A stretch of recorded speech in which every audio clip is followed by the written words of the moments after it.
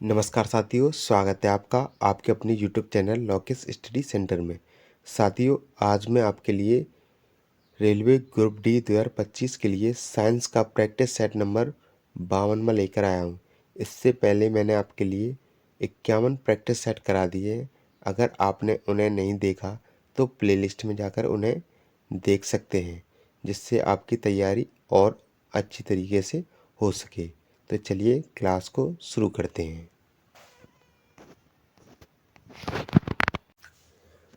First question है, प्राध्वनिक विमान उड़ते हैं ध्वनि की चाल से या ध्वनि की चाल से कम चाल से या ध्वनि की चाल से अधिक चाल से या प्रकाश की चाल से। तो बताइए इस क्वेश्चन का राइट आंसर कौन सा हो जाएगा। तो देखिए, पराध्वनिक विमान वे होते हैं जो ध्वनि की चाल लगभग 343 मीटर पर सेकंड से तेज उड़ते हैं, इसलिए इनकी गति ध्वनि की चाल से अधिक होती है। तो राइट आंसर ऑप्शन सी हो जाएगा, ध्वनि की चाल से अधिक चाल से। नेक्स्ट क्वेश्चन, नेक्स्ट है 100 डेसिबल का शोर स्तर निम्न में से किसके संगत होगा।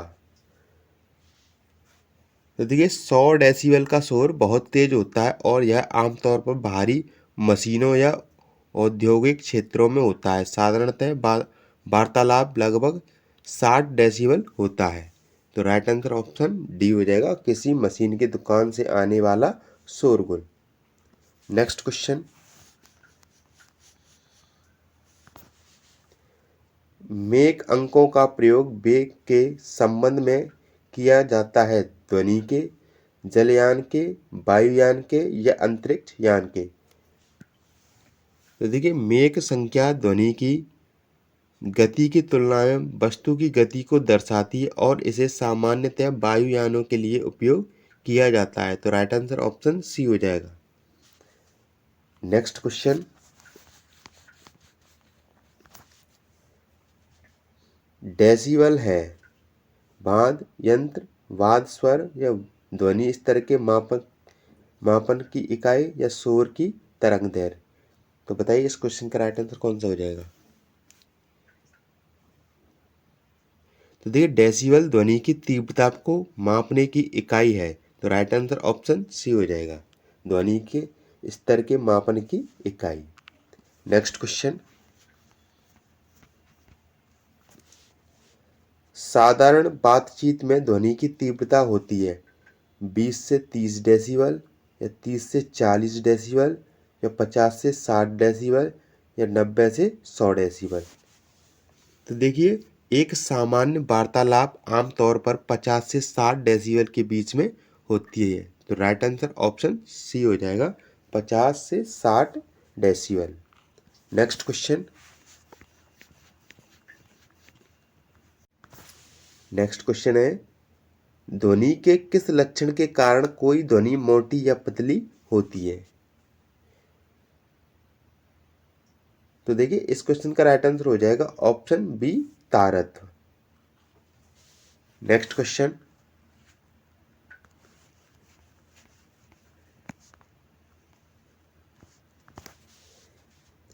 पुरुषों की अपेक्षा महिलाओं की आवाज अधिक तीक्ष्ण होती है क्योंकि महिलाओं की आवाज का आयाम कम होता है या आयाम अधिक होता है या तारत्व कम होता है या तारत्व अधिक होता है। तो इस क्वेश्चन का राइट आंसर कौन सा हो जाएगा, बताइए। देखिए, महिलाओं की आवाज की आवृत्ति अधिक होती है जिससे उसका तारत्व अधिक होता है और आवाज तीक्ष्ण लगती है। तो इस क्वेश्चन का राइट आंसर ऑप्शन डी हो जाएगा, तारत्व अधिक होता है। नेक्स्ट क्वेश्चन,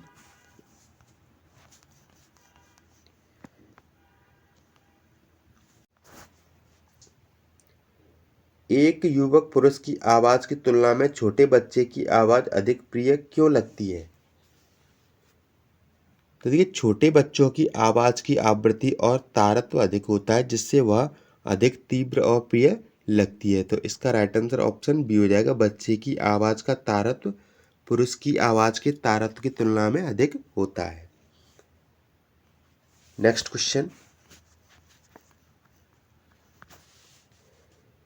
स्त्रियों की आवाज़ पुरुषों की अपेक्षा पतली होती है क्योंकि स्त्रियों की आवाज़ की आवृत्ति अधिक होती है, या तरंग दैर्घ्य अधिक होती है, या आयाम अधिक होता है, या वेग अधिक होता है। तो इस क्वेश्चन का राइट आंसर कौन सा हो जाएगा? देखिए, अधिक आवृत्ति से उच्च तारत्व वाली आवाज़ उत्पन्न होती है जो पतली और तीव्र लगती है। तो इसका राइट आंसर ऑप्शन ए हो जाएगा, स्त्रियों की आवाज़ की आवृत्ति अधिक होती है। Next question. नेक्स्ट क्वेश्चन है, यदि सितार और बांसुरी पर एक ही स्वर बजाया जाए तो उनसे उत्पन्न ध्वनि का भेद निम्नलिखित में अंतर के कारण किया जा सकता है। देखिए, यदि तारत्व और प्रबलता एक जैसी हो तो भी वाद्य यंत्रों की ध्वनि अलग सुनाई देती है क्योंकि उनकी गुणता अलग होती है। तो राइट आंसर ऑप्शन डी हो जाएगा, केवल ध्वनि गुणता। Next question. नेक्स्ट है, निम्नलिखित में से कौन सी घटना ध्वनि तरंगों द्वारा प्रदर्शित नहीं की जा सकती? परावर्तन, अपवर्तन, ध्रुवण या विवर्तन। देखिए, इस क्वेश्चन का राइट आंसर ऑप्शन सी हो जाएगा, ध्रुवण। ध्रुवण केवल अनुप्रस्थ तरंगों में होती है, ध्वनि अनुदैर्घ्य तरंग होती है, अतः उसमें ध्रुवण संभव नहीं है। तो इसका राइट आंसर ऑप्शन सी हो जाएगा। Next question. नेक्स्ट है, ध्वनि तीव्रता की डेसिबल में वह अधिकतम सीमा है जिसके ऊपर व्यक्ति सुन नहीं सकता। 50 डेसिबल, 70 डेसिबल, 85 डेसिबल या 95 डेसिबल। देखिए, सामान्यतः 85 से 90 डेसिबल से ऊपर ध्वनि कानों के लिए हानिकारक होती है और 95 डेसिबल के बाद सुनने की क्षमता प्रभावित होती है। तो इसका राइट आंसर ऑप्शन डी हो जाएगा, 95 डेसिबल। Next question.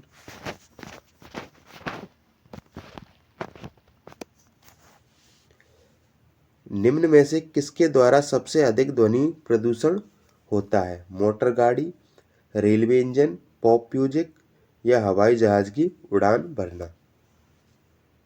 उड़ते समय हवाई जहाज का शोर 140 डेसिबल तक हो सकता है जो ध्वनि प्रदूषण के लिए सबसे उच्च स्तरों में आता है। तो इसका राइट आंसर ऑप्शन डी हो जाएगा।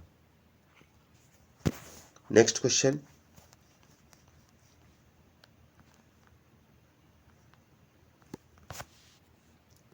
नजदीक आती रेलगाड़ी की सीटी की आवाज़ बढ़ती जाती है जबकि दूर जाने वाली रेलगाड़ी के लिए यह घटती जाती है। यह घटना उदाहरण है। तो देखिए, यह घटना उदाहरण है डॉपलर प्रभाव का। डॉपलर प्रभाव के अनुसार स्रोत की गति के कारण तरंगों की आवृत्ति बदलती रहती है। तो इसका राइट आंसर ऑप्शन डी हो जाएगा, डॉपलर प्रभाव का। Next question. चंद्रमा के धरातल पर दो व्यक्ति एक दूसरे की बात नहीं सुन सकते क्योंकि चंद्रमा पर उनके कान काम करना बंद कर देते हैं, या चंद्रमा पर वायुमंडल नहीं है, या चंद्रमा पर वे विशेष प्रकार के अंतरिक्ष सूट पहने रहते हैं, या चंद्रमा पर ध्वनि बहुत ही मंद गति से चलती है। तो बताइए, इस क्वेश्चन का राइट आंसर कौन सा हो जाएगा?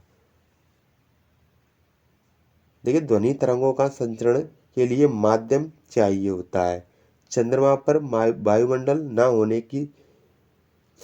होने के कारण वहां पर ध्वनि नहीं फैलती। तो इस क्वेश्चन का राइट आंसर ऑप्शन बी हो जाएगा, चंद्रमा पर वायुमंडल नहीं है। Next question.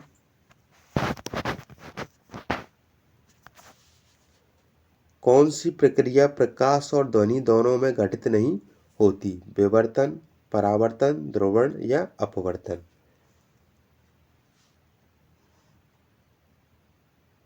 तो देखिए, इसका राइट आंसर ऑप्शन सी हो जाएगा, ध्रुवण। Next question. चिल्लाते समय व्यक्ति हमेशा हथेली को मुंह के समीप रखते हैं क्योंकि उस स्थिति में ध्वनि ऊर्जा सिर्फ एक दिशा में इंगित होगी, या ध्वनि पूर्णता ध्वनि की बढ़ जाती है, या ध्वनि स्वर का उतार चढ़ाव बढ़ जाता है, या इस कार्रवाई का ध्वनि पर कोई प्रभाव नहीं होता है। तो देखिए उस स्थिति में ध्वनि की ऊर्जा सिर्फ एक दिशा में इंगित होती है। तो इसका राइट आंसर ऑप्शन ए हो जाएगा। नेक्स्ट क्वेश्चन, डेसिबल इकाई का प्रयोग किया जाता है प्रकाश की गति के लिए, या ऊष्मा की तीव्रता के लिए, या ध्वनि की तीव्रता के लिए, या रेडियो तरंग की आवृत्ति के लिए। तो बताइए इस क्वेश्चन का राइट आंसर कौन सा हो जाएगा।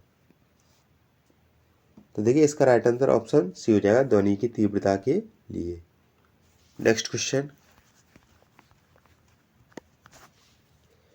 प्रतिध्वनि का कारण है ध्वनि का परावर्तन, ध्वनि का अपवर्तन, ध्वनि का अवशोषण, या ध्वनि की चाल। तो देखिए जब ध्वनि किसी कठोर सतह से टकराकर वापस लौटती है तो प्रतिध्वनि उत्पन्न होती है। तो राइट आंसर ऑप्शन ए हो जाएगा, ध्वनि का परावर्तन। नेक्स्ट क्वेश्चन है, स्पष्ट प्रतिध्वनि सुनने के लिए परावर्तक तल व ध्वनि स्रोत के बीच न्यूनतम दूरी होनी चाहिए। 20 मीटर, 30 मीटर, 40 मीटर, या 70 मीटर। तो देखिए इसका राइट आंसर ऑप्शन डी हो जाएगा, 17 मीटर। ध्वनि की गति लगभग 340 मीटर प्रति सेकंड होती है और प्रतिध्वनि सुनने के लिए कम से कम 0.1 सेकंड का अंतर जरूरी होता है। तो चलिए बढ़ते हैं नेक्स्ट क्वेश्चन की ओर।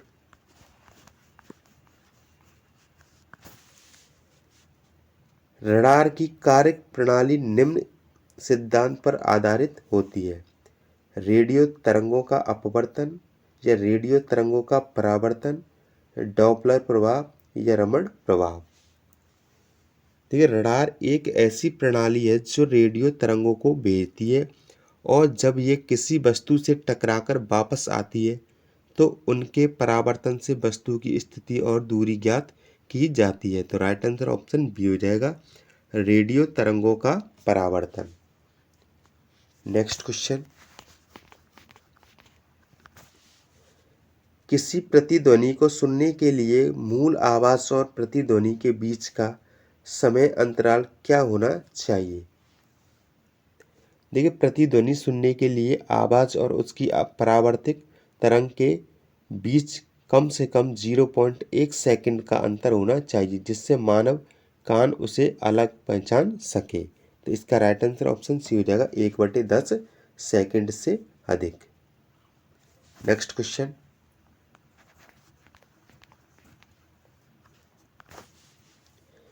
अच्छे ऑडिटोरियम की दीवारें, छत व फर्श किसी रेशेदार पदार्थ, कालीन, ग्लास, फाइबर आदि से ढके रहते इसका उद्देश्य होता है। क्योंकि ध्वनि की गुणवत्ता बनाए रखने के लिए ऐसे पदार्थ लगाए जाते हैं जो ध्वनि को अवशोषित कर लेते हैं जिससे प्रतिध्वनि नहीं होती है। तो राइट आंसर ऑप्शन डी हो जाएगा, ध्वनि का अवशोषण करके प्रतिध्वनि को रोकना। नेक्स्ट क्वेश्चन, नेक्स्ट है, ध्वनि का प्रभाव मानव के कान में कितने समय तक रहता है। तो देखिए इसका राइट आंसर ऑप्शन बी हो जाएगा, 1/10 सेकंड। नेक्स्ट क्वेश्चन, ध्वनि तरंगे किसके कारण प्रतिध्वनि उत्पन्न करते हैं। अपवर्तन, विवर्तन, परावर्तन, या इनमें से कोई नहीं। देखिए जब ध्वनि किसी कठोर सतह से टकराकर वापस लौटती है तो वह परावर्तित होकर प्रतिध्वनि उत्पन्न करती है। तो राइट आंसर ऑप्शन सी हो जाएगा, परावर्तन। नेक्स्ट क्वेश्चन, नेक्स्ट क्वेश्चन है, एक व्यक्ति को अपनी प्रतिध्वनि सुनने के लिए परावर्तक तल से कितनी दूर खड़ा रहना चाहिए। तो देखिए इसका राइट आंसर ऑप्शन बी हो जाएगा, 56 फीट या 17 metre. Next question,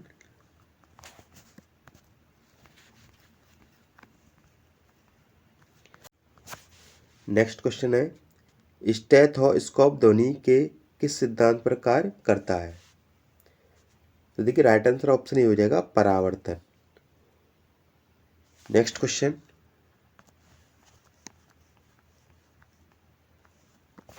next question है, प्रतिध्वनि तरंगों के खालिस्तान के कारण उत्पन्न होती है। तो बताइए इस क्वेश्चन का राइट आंसर कौन सा हो जाएगा?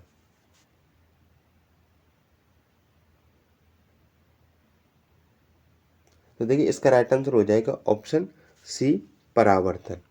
जब ध्वनि किसी ठोस सतह से टकराकर वापस लौटती है तो वह परावर्तित होकर प्रतिध्वनि उत्पन्न करती है। नेक्स्ट क्वेश्चन,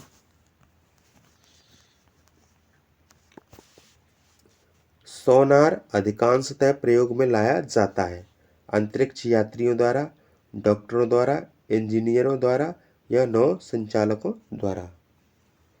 देखिए सोनार समुद्र की गहराई मापने और वस्तुओं की स्थिति का पता लगाने के लिए नौसेना या नौसंचार उपयोग करते हैं। तो इसका राइट आंसर हो जाएगा ऑप्शन डी, नौसंचालकों द्वारा। नेक्स्ट क्वेश्चन,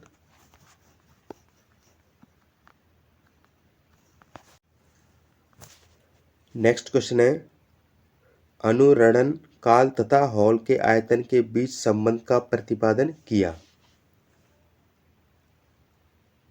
देखिए सेवन ने ध्वनि के अनुरणन काल और किसी हॉल के आयतन के बीच संबंध को परिभाषित किया जो ऑडिटोरियम डिजाइन में उपयोग होता है। तो राइट आंसर ऑप्शन सी हो जाएगा, सेवन ने। नेक्स्ट क्वेश्चन,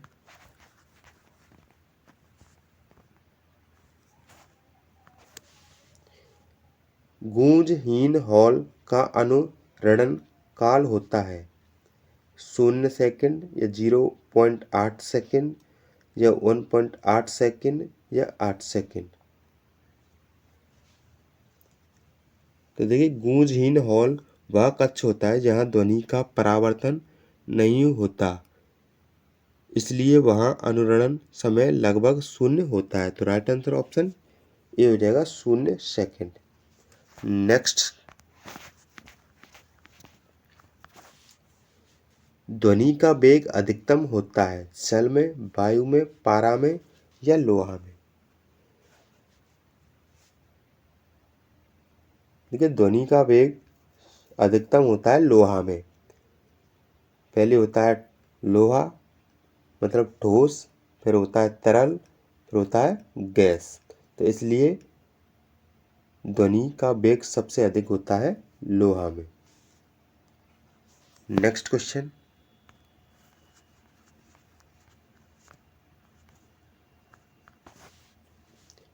हम रेडियो की घुंडी घुमाकर विभिन्न स्टेशनों के कार्यक्रम सुनते हैं। यह संभव है अनुनाद के कारण, विस्पंदन के कारण, व्यक्तीकरण के कारण या विवर्तन के कारण। तो देखिए इसका राइट आंसर ऑप्शन बी हो जाएगा, विस्पंदन के कारण। नेक्स्ट क्वेश्चन, डेसिबल होता है एक संगीत नोट, एक ध्वनि स्तर का मापन, एक संगीत यंत्र या रब का तरंग दैर्घ्य।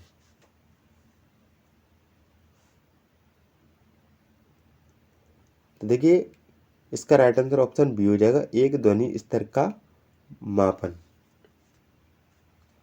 नेक्स्ट क्वेश्चन, है रेडियो का समस्वरण स्टेशन उदाहरण है। तो देखिए राइट आंसर ऑप्शन बी हो जाएगा, अनुनाद का। नेक्स्ट क्वेश्चन, जब ध्वनि तरंग चलती है तो वे अपने साथ ले जाती हैं द्रव्यमान, ध्वनि, ऊर्जा या विभवांतर। देखिए ध्वनि तरंगे ऊर्जा का संचार करती है, न कि द्रव्यमान या चार्ज का। तो इसका राइट आंसर ऑप्शन सी हो जाएगा, ऊर्जा। नेक्स्ट क्वेश्चन,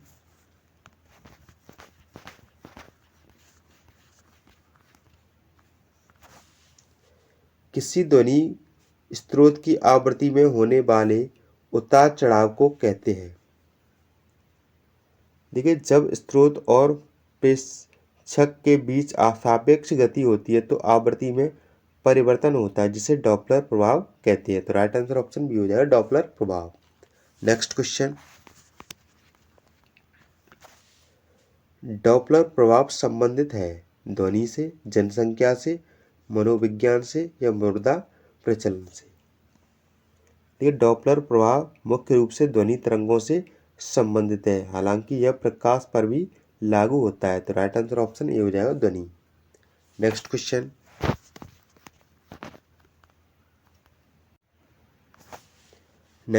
है पास आती हुई रेलगाड़ी की सीटी की आवृत्ति या तीक्ष्णता बढ़ती जाती है, ऐसा किस घटना के कारण होता है?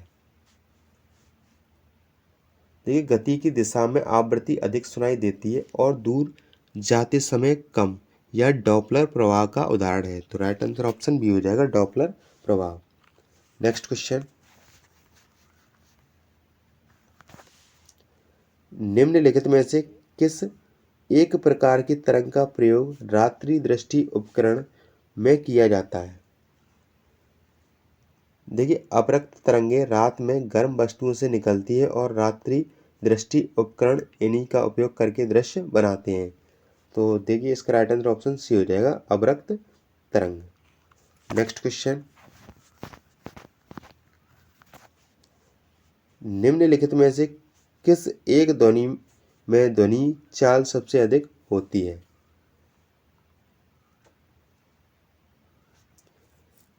तो देखिए इसका राइट आंसर हो जाएगा ऑप्शन डी लकड़ी में। नेक्स्ट क्वेश्चन,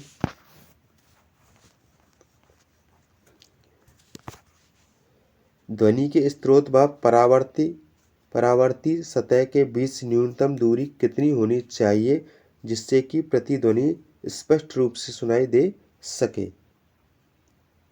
तो देखिए इसका राइट आंसर ऑप्शन बी हो जाएगा 17 मीटर। नेक्स्ट क्वेश्चन,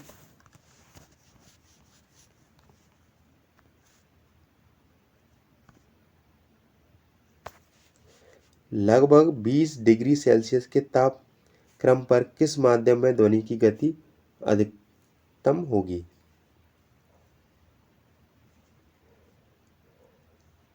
तो देखिए इसका राइट आंसर ऑप्शन बी हो जाएगा ग्रेनाइट। ग्रेनाइट एक ठोस है और ठोस में अणु एक दूसरे के निकट होते हैं जिससे ध्वनि अधिक तेजी से चलती है, इसलिए ग्रेनाइट में ध्वनि की गति सबसे अधिक होती है। तो राइट आंसर ऑप्शन बी हो जाएगा। नेक्स्ट क्वेश्चन, डेसिबल किसे नापने के लिए प्रयोग में लाया जाता है?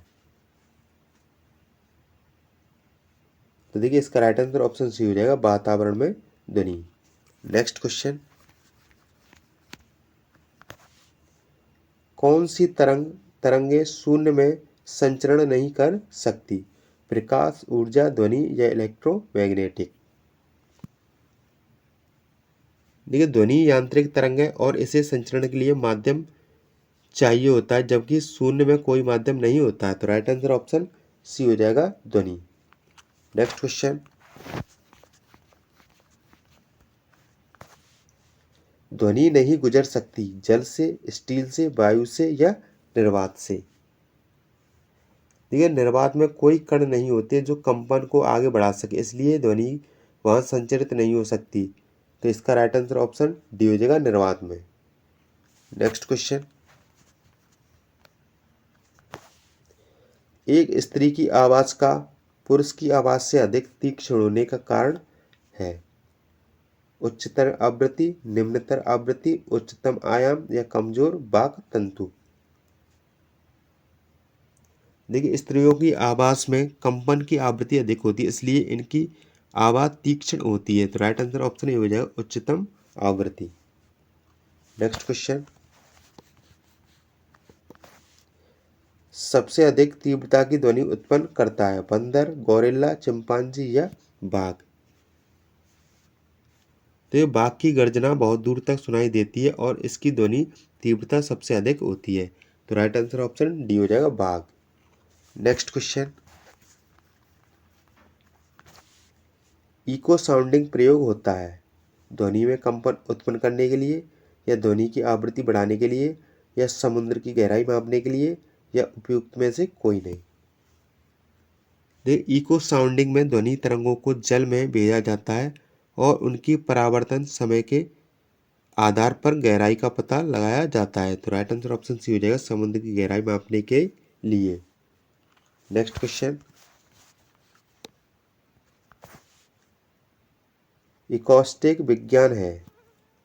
यदि इकोस्टिक ध्वनि के अध्ययन की शाखा है जिसे ध्वनि की उत्पत्ति, संचरण और प्रभाव अध्ययन किया जाता है। तो राइट आंसर ऑप्शन बी हो जाएगा, ध्वनि से संबंधित।